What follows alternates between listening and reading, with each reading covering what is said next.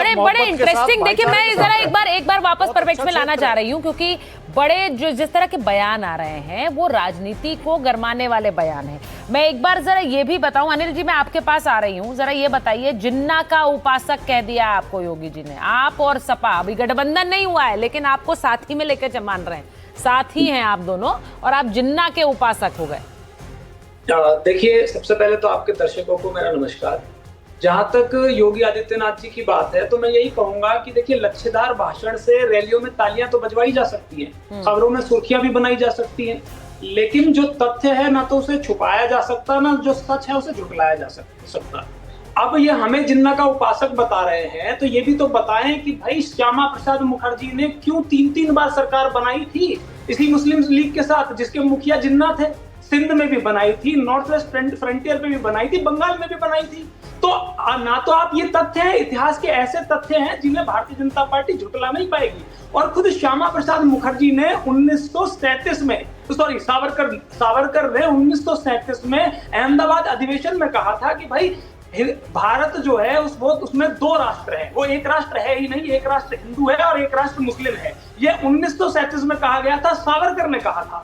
अब जो लोग वाकई में टू नेशन थ्योरी का समर्थन करते हैं वो कहते हैं कि जी कांग्रेस ने जो है देश का बंटवारा कर दिया, उन्हें ज्ञान ही नहीं है इतिहास का, जबकि असली जो पुरोधा थे इसको देश को विभाजन कर रहे हैं वो ये लोग रहे हैं। लेकिन अभी इसकी बात छोड़ देते हैं क्योंकि उत्तर प्रदेश की बात आ रही है। मैं ये कहना चाहता हूँ सुचेता जी, क्या हम जब भी चुनाव आएगा उत्तर प्रदेश के लोग इतने अभागे हैं कि इन्हीं बातों पे चर्चा होगी? आज योगी जी के भाषण में कभी बांग्लादेश आ गया, कभी जिन्ना आ गया, कभी हिंदू मुसलमान आ गया, एक बार भी ये क्यों नहीं बताया कि आज उत्तर प्रदेश में 27,000 स्कूल बंद होने की कगार पे पड़े हैं?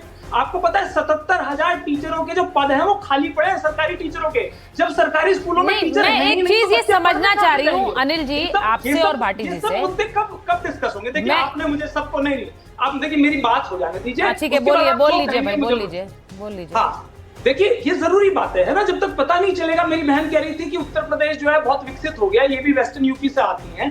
गन्ने का रेट ये 400 रुपए प्रति क्विंटल बता के आज योगी जी अपने लिए तालियां बजवाना चाह रहे थे। स्वामीनाथन की रिपोर्ट कहती है कि भाई, और इन्होंने वादा किया था कि एमएसपी का 2 गुना देंगे, तो स्वामीनाथन की रिपोर्ट के हिसाब से 860 रुपए प्रति क्विंटल होना चाहिए, लेकिन ये 400 पे चाहते हैं कि तालियां बजाई जाए। कब तक चलेगा ऐसा? आपको ये भी बताना पड़ेगा कि 80,000 से ज्यादा पुलिस की भर्तियों के पद खाली हैं, कब भरेंगे उनको? इस देश के नौजवान के, इस प्रदेश के नौजवान के रोजगार पर कब चर्चा होगी? 9 बार आपने भर्तियां आपकी लीक हो गए, पेपर लीक हो गए।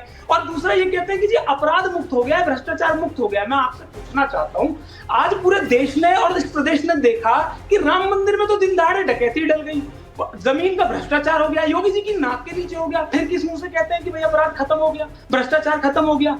देखिए समस्या ये है कि क्योंकि योगी आदित्यनाथ ये जानते हैं कि इन्होंने कोई काम नहीं किया है। आप एक बस एक आंकड़ा और उसका आपको पता चल जाएगा क्या।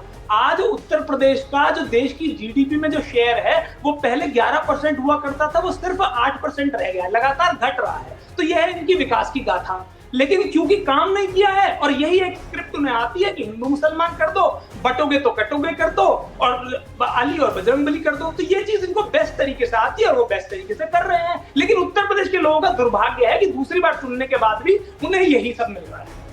ठीक है, अब मैं आपको जरा एक बात बता रही हूँ भाटी जी, मैं आपसे पूछ रही हूँ, जिन्ना का उपासक आपको बोला, मैं मौलाना साहब को भी स्क्रीन पे रखिए, जिन्ना का उपासक भाटी जी अगर आपको बोला तो क्या योगी आदित्यनाथ ने आपके लिए किसी अपशब्द का इस्तेमाल किया?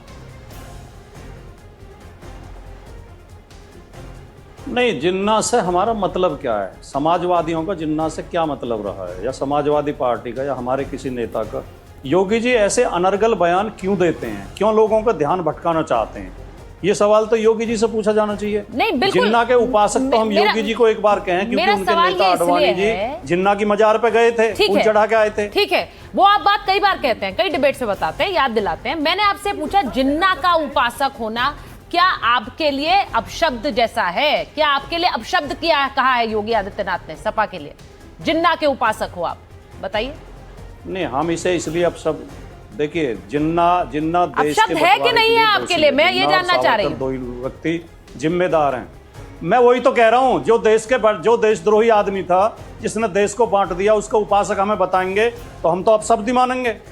सर मैं आपसे ये बता रही हूँ 2021 में अखिलेश यादव ने बड़े बड़े आजादी के नायकों के नाम लेते हुए जिन्ना का भी नाम लिया था। आपके नेता ने कहा था, उन्होंने कहा था कि मोहम्मद अली जिन्ना, सरदार पटेल, महात्मा गांधी आजादी के नायक थे। आज आप कह रहे हैं कि जिन्ना कौन?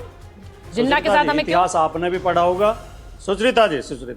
तो आपके लिए अपशब्द कैसे हो गया? आपके नेता आजादी के नायक बता रहे हैं। 1900 मैं जवाब तो दे रहा हूं। 1940 तक जिन्ना आजादी की लड़ाई में शामिल थे। 1940 के बाद वो बंटवारे के पक्ष में चले गए। 1940 तक बंटवारे के पक्ष में नहीं थे। 1940 तक स्वतंत्रता सेनानियों के साथ, तब तक बंटवारे के पक्ष में नहीं थे, तब तक वो जननायक थे। लेकिन आपके नेता तो 21 में उनको जननायक बता रहे थे, 2021 में। 47 से पहले थोड़ी बता रहे थे।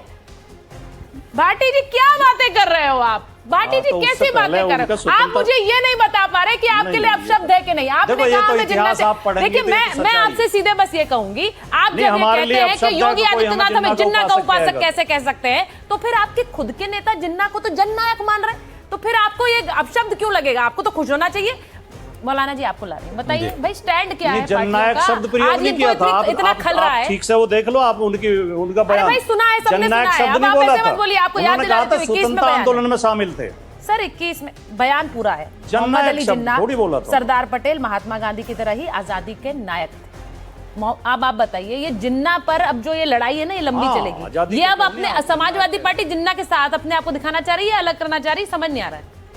नहीं देखिए, जिन्ना को नहीं, हम जिन्ना के साथ आंदोलनकारी मानना, जननायक मानना, मैं तो ये समझता हूँ कि इससे बड़ा अपशब्द तो हिंदुस्तान के लिए हो ही नहीं सकता।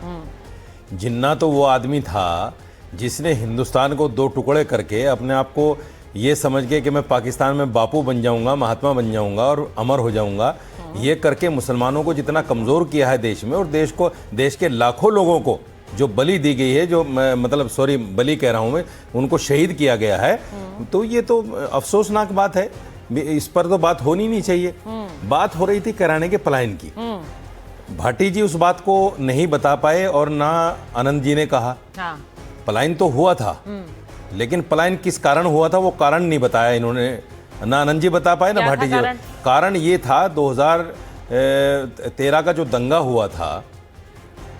हुआ था, समाजवादी पार्टी के टाइम में, उस दंगे के कारण पलायन हुआ था। 300 परिवार आज भी घर से बेघर हैं और समाजवादी पार्टी ने उन 300 परिवारों का आज तक भी कोई ब्यौरा नहीं लिया, न उनका पता लिया कि वो जिंदा हैं, मुर्दा हैं, कहाँ हैं, कहाँ नहीं है। कोई अता पता समाजवादी ने नहीं लिया।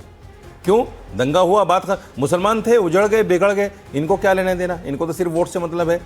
और बड़ी बात यह है कि इन्हीं के एक नेता ने कुछ जमीन देकर उनको अपनी जमीन में बसाकर और उनसे सारे वोट फिर हासिल कर लिए। मुसलमान इतना बेचारा मासूम है कि कैसे कैसे सियासी पार्टियों के चुंगल में फंस जाता है।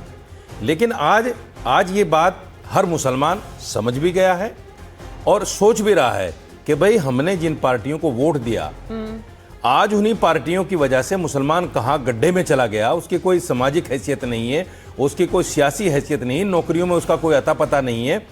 इतना बड़ा आदमी आजम खान, जो समाजवादी पार्टी का बानी कहा जाता है, जिसने मुलायम सिंह जी के कंधे से कंधा मिलाकर समाजवादी पार्टी को अपने खून और पसीने से सींचा, आज वो और उसकी जौहर यूनिवर्सिटी कहाँ है?